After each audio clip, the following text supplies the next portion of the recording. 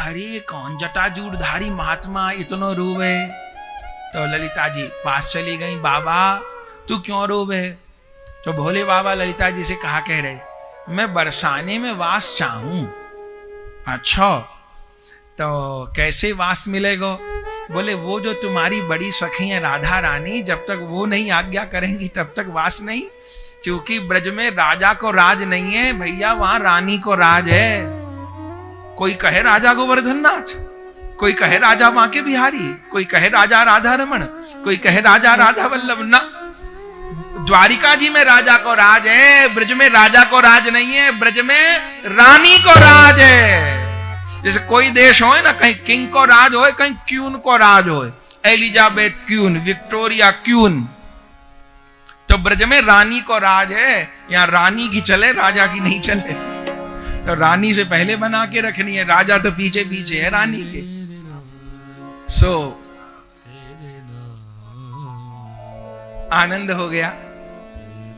तो भोले बाबा पधारे, तो ललिता जी से कही, तो श्री जी आई। सारी सखियां भोले बाबा को हाथ दिखा रही। संयोग से उस समय यशोदा जी भी वहां आई हुई थी, तो हाथ दिखा रही। ललिता जी ने हाथ दिखाया और सबने हाथ दिखाया। और राधा रानी का तो दर्शन ही करने आए थे भोले बाबा, तब राधा रानी ने हाथ दिखाया। अब बार बार छोटे छोटे हाथ राधा रानी के भोले बाबा कभी ऐसे सिर से लगा ले, कभी ऐसे कर ले, कभी ऐसे कर ले, कभी ऐसे कर ले, कभी ऐसे कर ले। ललिता जी कहे, बाबा कोई ऐसे हाथ देख तो होएगा, कोई ऐसे हाथ देखे जाए, ऐसे हाथ देखे, कोई ऐसे हाथ देखे जाए। भोले बाबा रोए, बार बार श्री जी के हस्तकमल छुआवे। फिर बहुत देर हो गई, हाथ देखो। कहा बोले, अरे या लाली के हाथ में तो अमृत की रेखा है, या को जाके संग ब्याह होएगा सो अजर हो जाएगा, अमर हो जाएगा। या लाली के हाथ की जो रसोई बनी भाई पाएगा सो निरोगी रहेगा, अजर हो जाएगा, अमर हो जाएगा। ऐसे यशोदा जी भी ये सब बात सुन रही थी। श्री जी तो सखियों के साथ थी।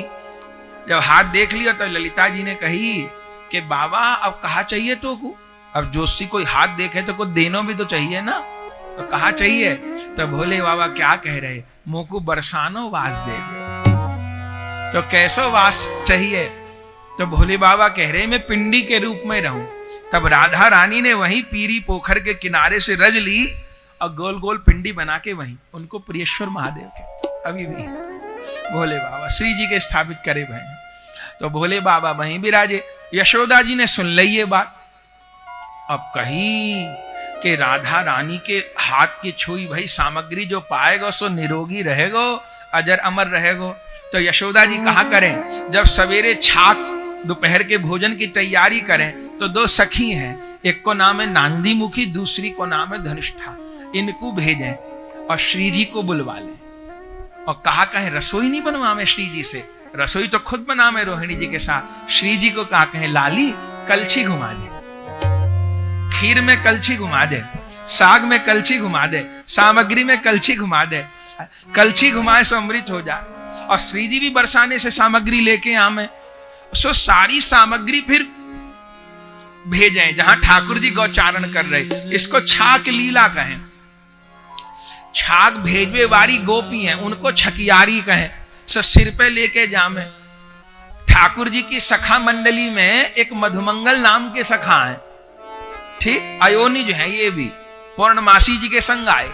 इनको कहा काम है, इनको काम है ठाकुर जी को हंसाना।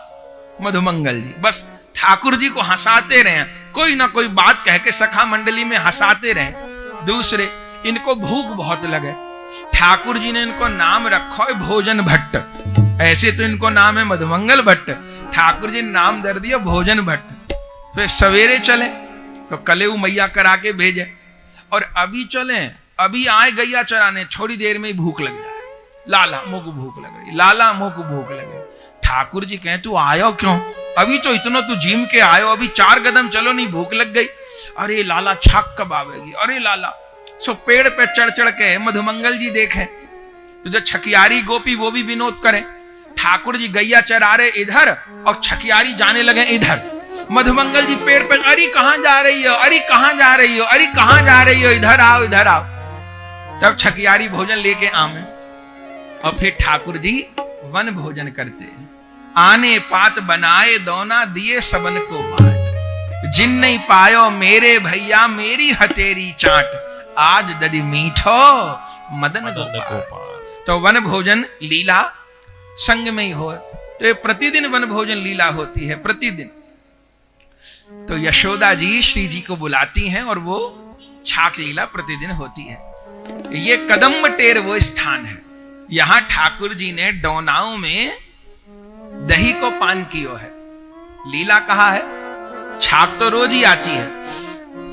एक दिन ठाकुर जी मधुमंगल जी के पीछे पड़ गए, कहा अरे सारे तू रोज रोज मेरी मैया को बनो भयो खावे, आज मैं तेरे ही घर को खाऊंगा, तू अपने घर से कछु नहीं लावे। मधुमंगल जी अपने घर से कछु नहीं लावे, क्यों?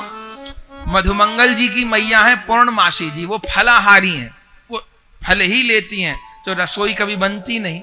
और मधुमंगल जी यशोदा जी के ही यहाँ जीमते हैं, तो कभी कुछ बनता ही नहीं। आज ठाकुर जी पीछे पड़ गए, आज तो मैं तेरी घर को पाऊंगा, आज तो तेरी घर को पाऊंगा, नहीं तो मैं पाऊंगा नहीं।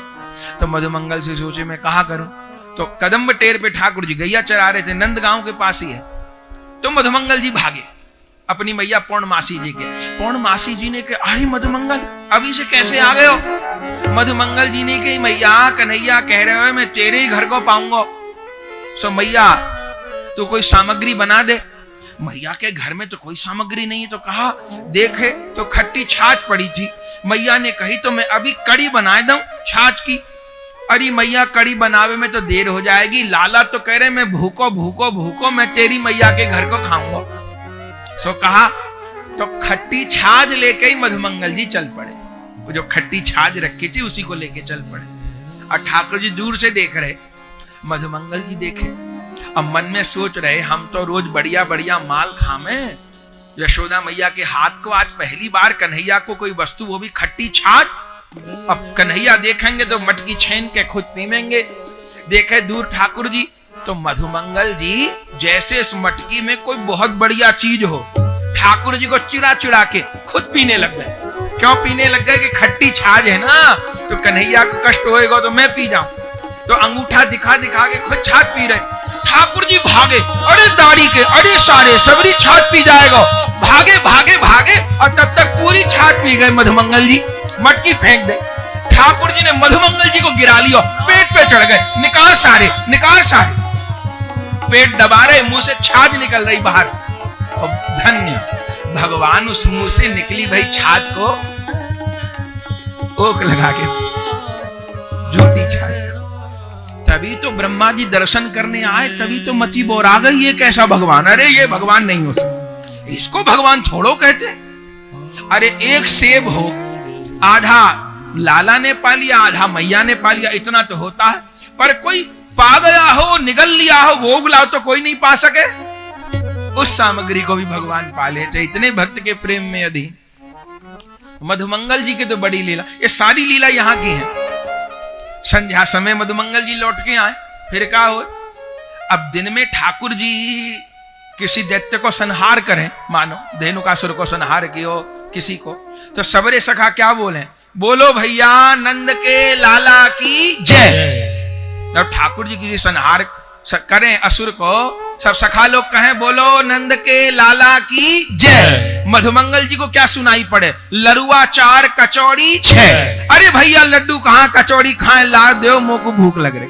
ठाकुर जी कहे हे भगवान सब कह रहे नंद लाला की जय, ये सुन लड्डू 4 कचौड़ी 6, तो पूरे दिन भोजन करें। फिर जब ठाकुर जी गैया चरा के लौटे, तब यशोदा जी सबको भोजन करवावे, सबको भोजन करवावे, सब सामग्री तैयार, और फिर सखाओं के साथ में ठाकुर जी मधुमंगल जी के साथ में आरोगे। एक दिन तो खीर बनाई ठाकुर जी को, 2 सामग्री, माखन मिश्री तो प्रिय है, पर साग सब्जी में कड़ी वृंदावनी और खीर ये तो बहुत प्रिय। अपने राधा रमन जी को प्रतिदिन खीर भोग लगे, प्रतिदिन खीर भोग लगे, कोई दिन नहीं छूटे ठाकुर जी को। तो यशोदा जी प्राय खीर बनाती हैं, तो रात का समय था, भोजन हो रहा था, तो खीर बनाई, सबरे ग्वाल बाल बैठे भाई, ठाकुर जी बैठे, अब वो कोई लीला रही होगी, यशोदा मैया परोस रही। परोसते परोसते जब मधुमंगल जी की बारी आई तो मैया का ध्यान इधर उधर हो गया, तो मधुमंगल जी छूट गए, खीर देने से आगे निकल गई, ध्यान नहीं रहा। अब मधुमंगल जी का तो मुंह बन गया, हद हो गई, मुंह को खीर नहीं दी, अब उनको कहां सहन होए। चलो सोची दूसरी बार में जब फेरा होएगा फिर मिल जाएगी। अब के बाद दूसरी बार रोहिणी मैया आई, बलदाऊ जी ने आवाज दे दी, अब की बार फिर छूट गए मधुमंगल, उनको खीर नहीं मिली।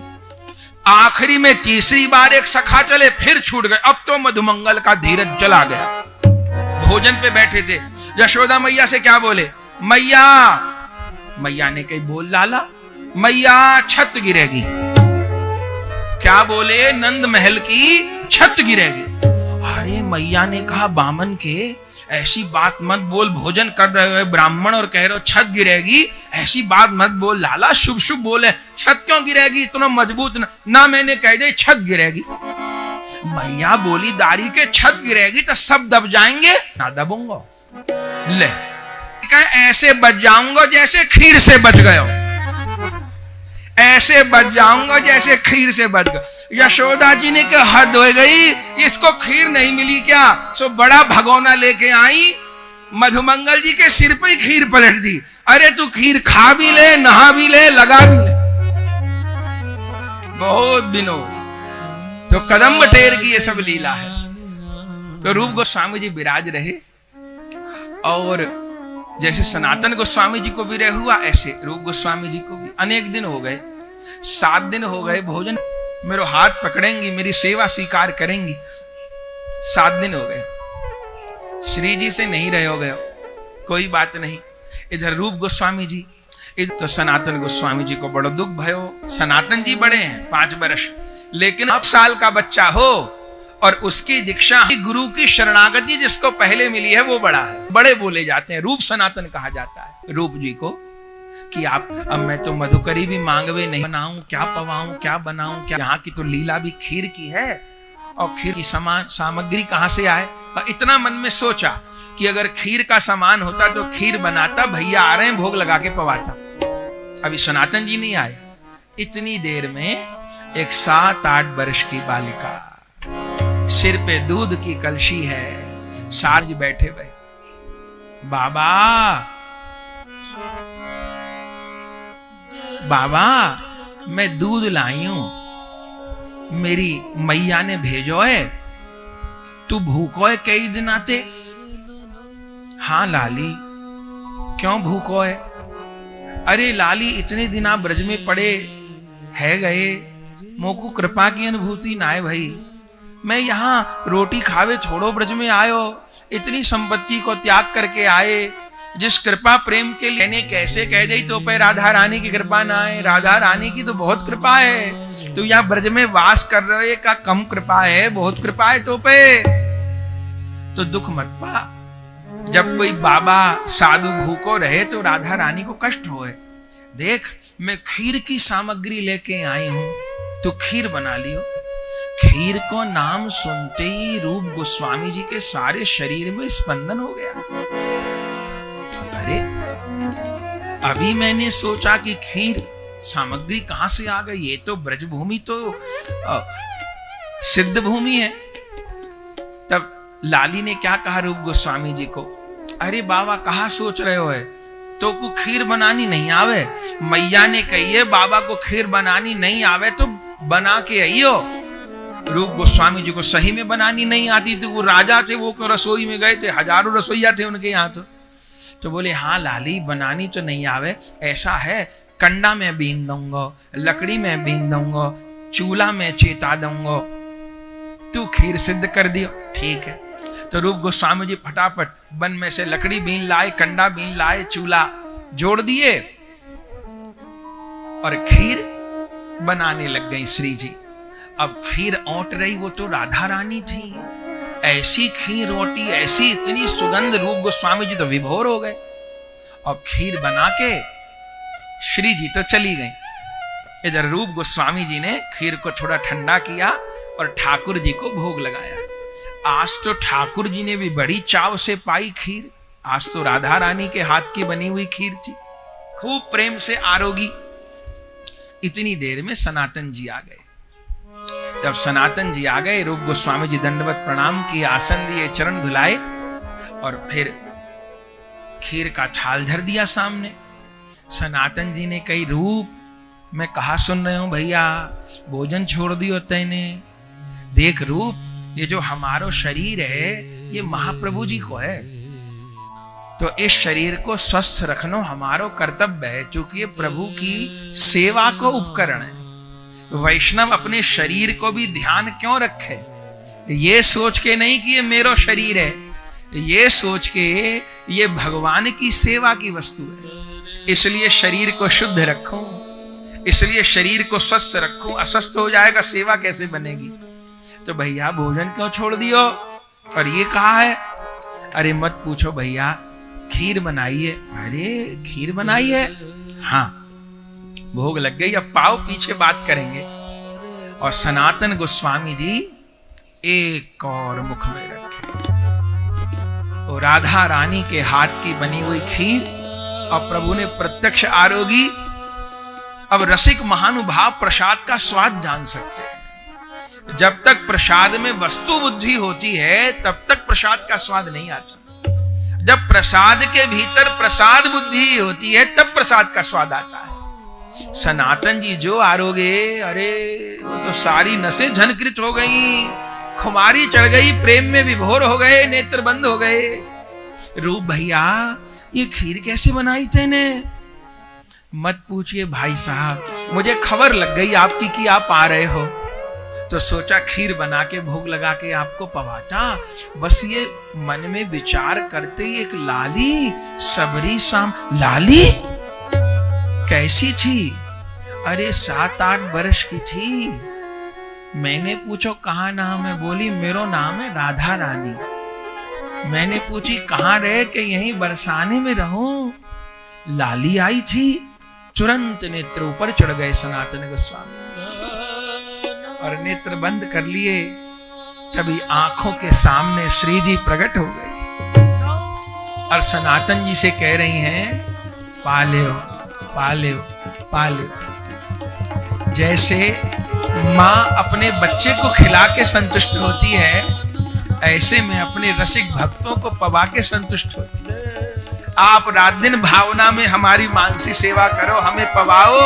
अरे आज मैंने खीर बना दी तो कोई आपच हो गई क्या? पाओ। जैसे समाधि खुली, सनातन गोस्वामी जी फूट फूट के रोने लगे।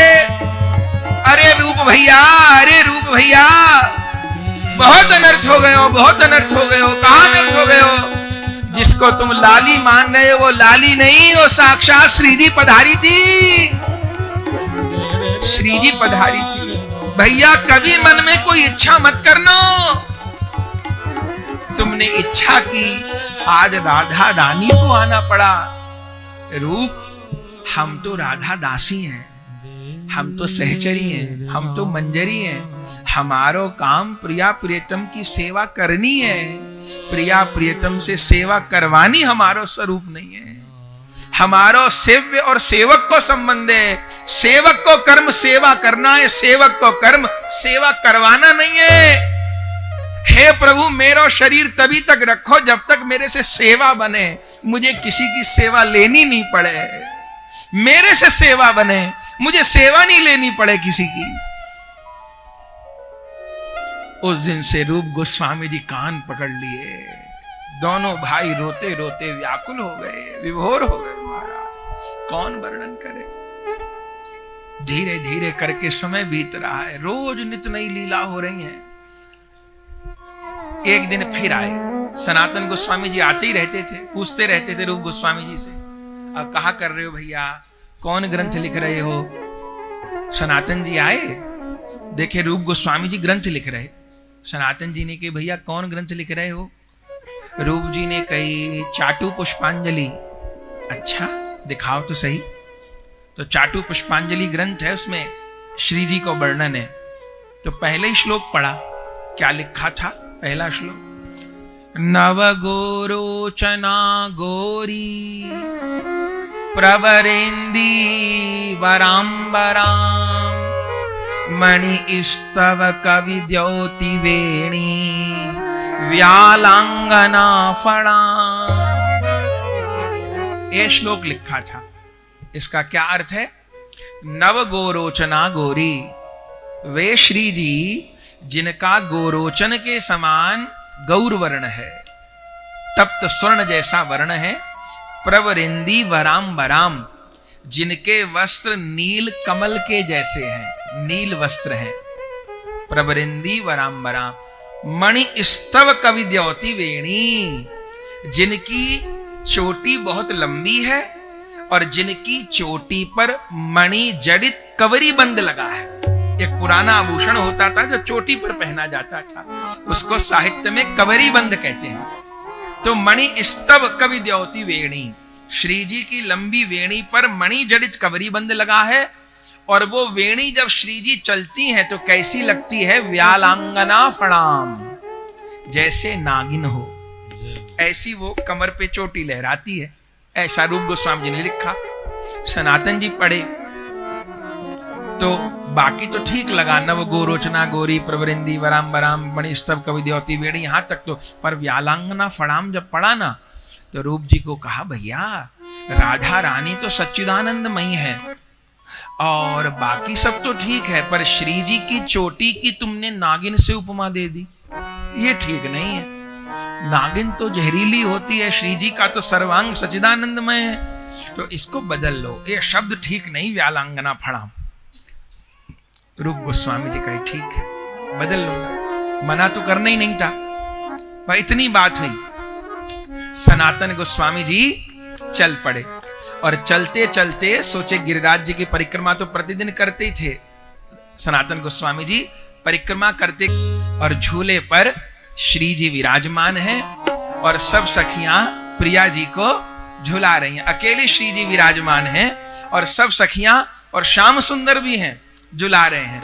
सखियां गा रही हैं, झुलावत सामरो बनवा, झुलावत सावरो बनवारी, झुलावत सावरो बनवारी, झुलावत सावरो बनवारी, झूलत मेरी राधिका सुकुमारी, झूलत मेरी राधिका सुकुमारी, काहे के खम्भ लगवाए जी, काहे के खम्भ लगवाए जी, काहे के खम्भ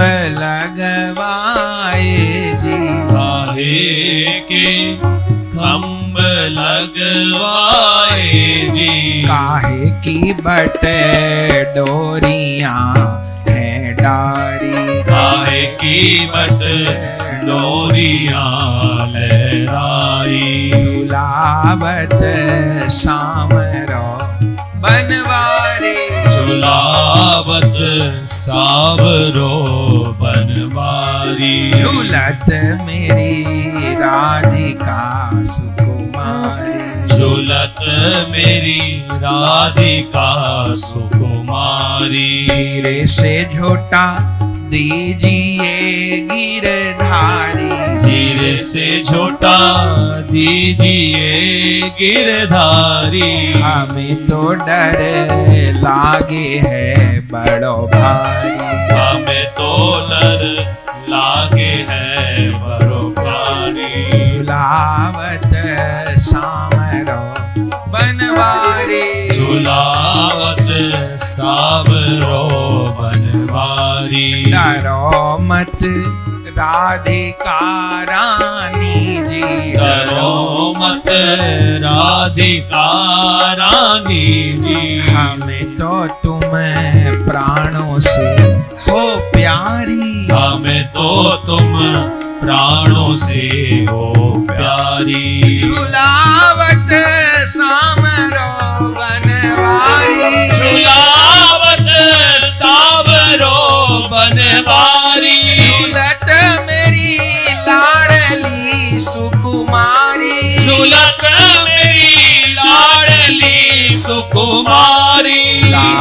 कहूँ बेणी उरज गई तो, लाल कहूँ बेड़ी उलझ गई तो, लाल कहीं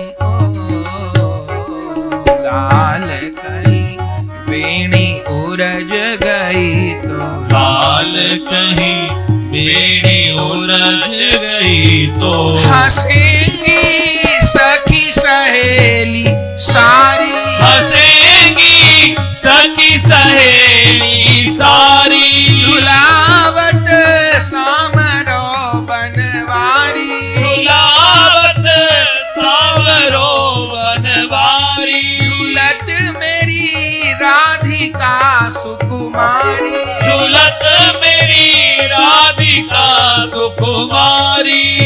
सनातन जी दर्शन कर रहे लीला का। राधा कुंड के किनारे झूला पड़ा है, ठाकुर जी जोर जोर से झुला रहे हैं, श्री जी की चोटी लहराती है और श्री जी कह रही हैं लाल जी अगर कहीं चोटी उलझ गई तो सब सखियां हंसेंगी। तो ठाकुर जी क्या उत्तर दे रहे हैं, हे श्री जी यदि आपकी चोटी नागिन के जैसे लहरा रही है तो मेरे सिर पर भी मोर पंख है, मोर को देख के तो नाग भागता है, मोर को देख के नाग भागता है, मोर खा जाता है नाग को। तो यदि आपकी नागिन जैसी जो वेणी लहरा रही है कहीं उलझ गई तो मेरे सिर पे भी तो मोर पखा है ना, मैं मोर पंख से उस वेणी को सुलझा दूंगा। ये लीला देख रहे हैं, श्री जी कह रही हैं लाल कहीं वेणी उलझ गई तो, लाल कहीं बेड़ी उलझ गई तो, हंसेंगी सखी सहेली सारी, हंसेंगी सखी सहेली सारी, हंसेंगी सखी सहेली सारी, हंसेंगी सखी सहेली सारी। श्याम सुंदर क्या कह रहे हैं, प्रिया जी नेक जो वेणी उलझी, प्रिया जी नेक जो वेणी उलझी, प्रिया जी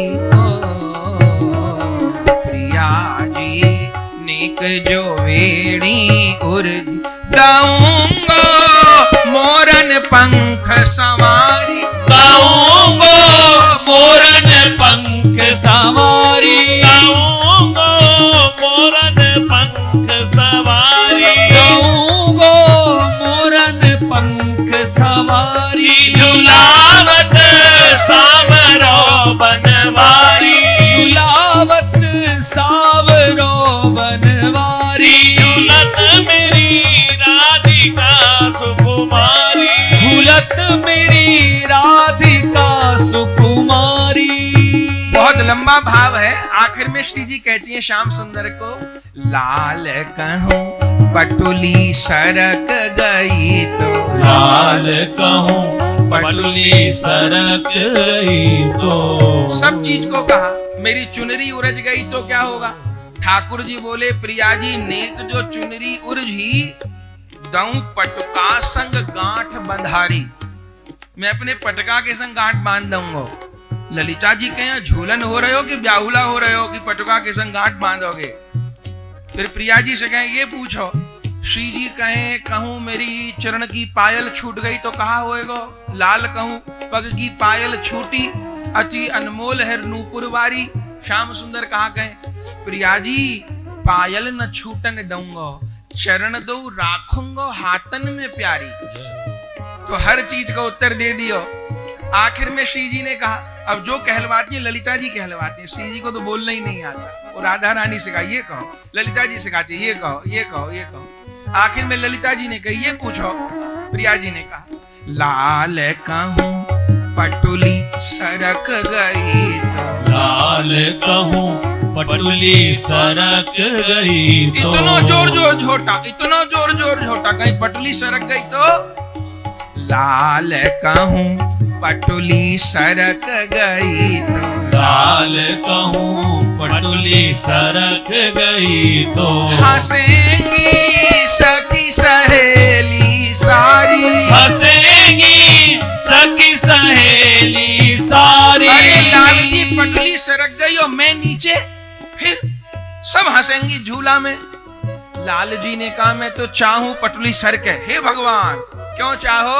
श्याम सुंदर कह रहे प्रिया जी नेक जो पटुली सर की, प्रिया जी नेक जो पटुली सर की, प्रिया जी ओ प्रिया जी नेक जो पटुली सर की, लेऊंगा अंक भर तो है प्यारी, लेऊंगा अंक भर तो है प्यारी, झुलावत सामरो बनवारी, झुलावत सावरो बनवारी, झूलत मेरी राधिका सुकुमारी, झूलत मेरी राधिका सुकुमारी, कर रहे दो हंस हंस बत्तियां, यूं कर रहे दो हंस हंस बत्तियां, कर रहे दो हंसी हंसी बत्तियां,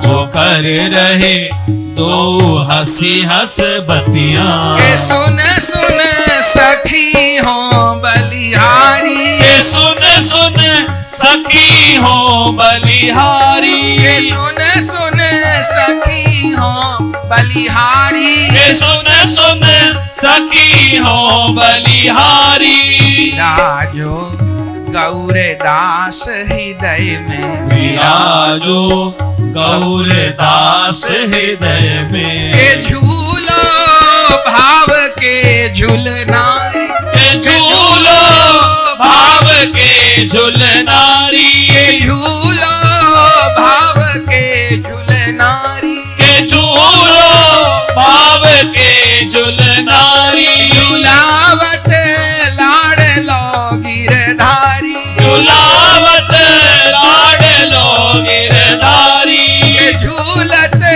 लाडली सुकुमारी, के झूलत लाडली सुकुमारी।